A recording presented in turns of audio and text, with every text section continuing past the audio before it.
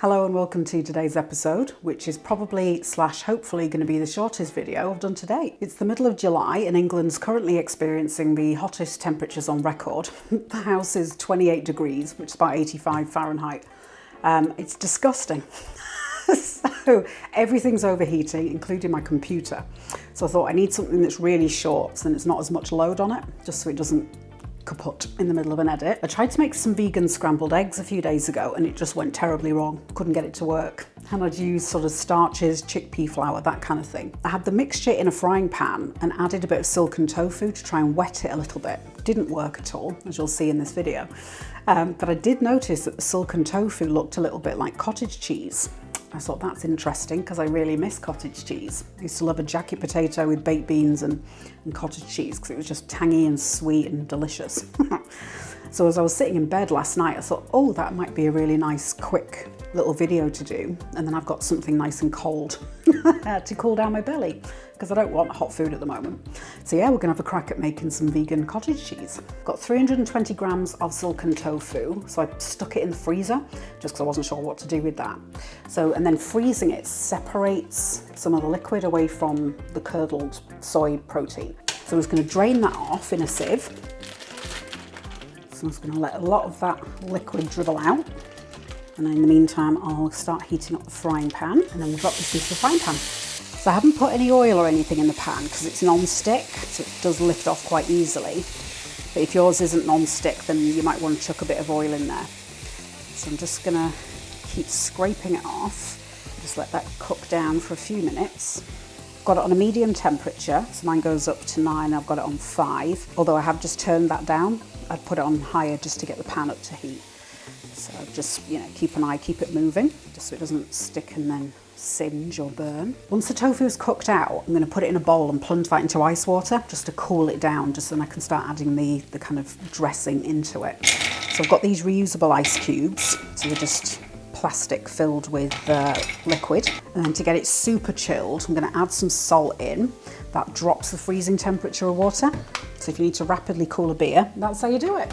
And then top that up with just some cold water. I'm going to try and nestle a bowl into that and hopefully that'll be a little bit cooler. This is where we're at with the tofu. So you can see it's gone into little crumbly bits, so it's a little bit drier than it was when it went in the pan. So I think that's probably good to go. Whenever I've made tofu scramble in the past, I always use the stuff you get from the fridge. It's in a kind of big block in water.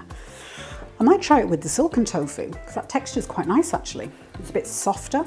So yeah, that might work quite well. Give that a try at some point. Tip the tofu into the bowl. And then I'll stir it every couple of minutes just to move it around against the chilly water. This isn't a crucial step, obviously I'm just doing it for the sake of speed. Haha, now my camera's overheating quite badly, oh God.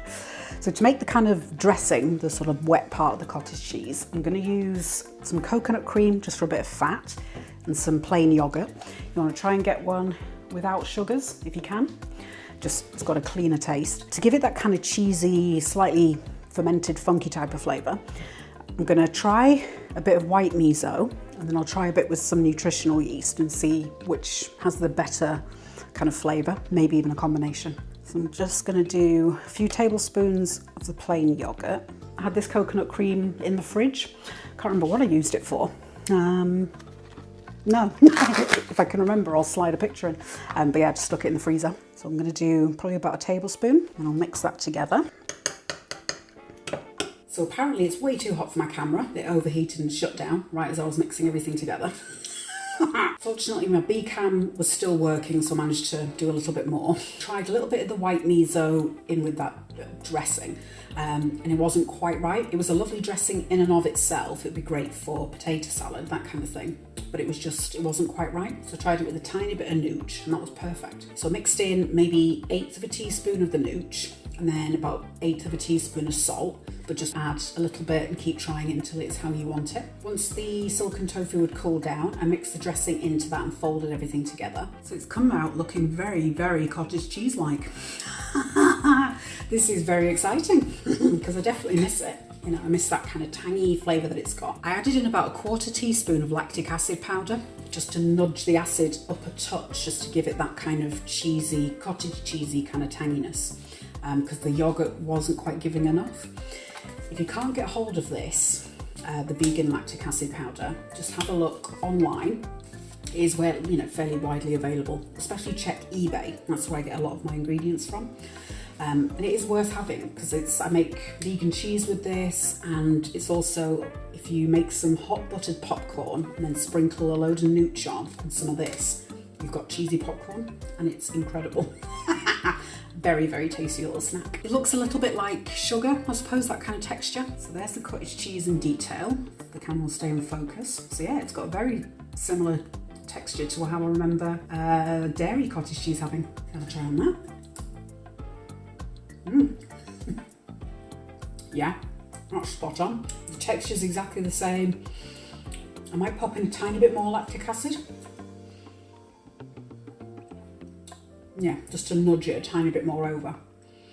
But yeah, that's just creamy, soft, but it's got a nice bit of, you know, there's a slight bit of texture between the back teeth. So I weighed it out and I've got 200 grams of it there from that 320 gram block that I had left. So it's this type that you're looking out for, ones that come in the Tetra packs like that. So I think I might even just put this in the freezer and then I can update on screen and let you know if that's okay or if it ruptures too much. I'm gonna undo these bits, just so then it's got a bit of space to kind of bulge out into. When you want to make it, just get it out of the freezer and let that, you know, thaw out, drain off as much of the liquid as you can, and then just get it in the pan for, it was probably in there, I don't know, no more than 10 minutes, let's say, and then just let it cool down. Yeah.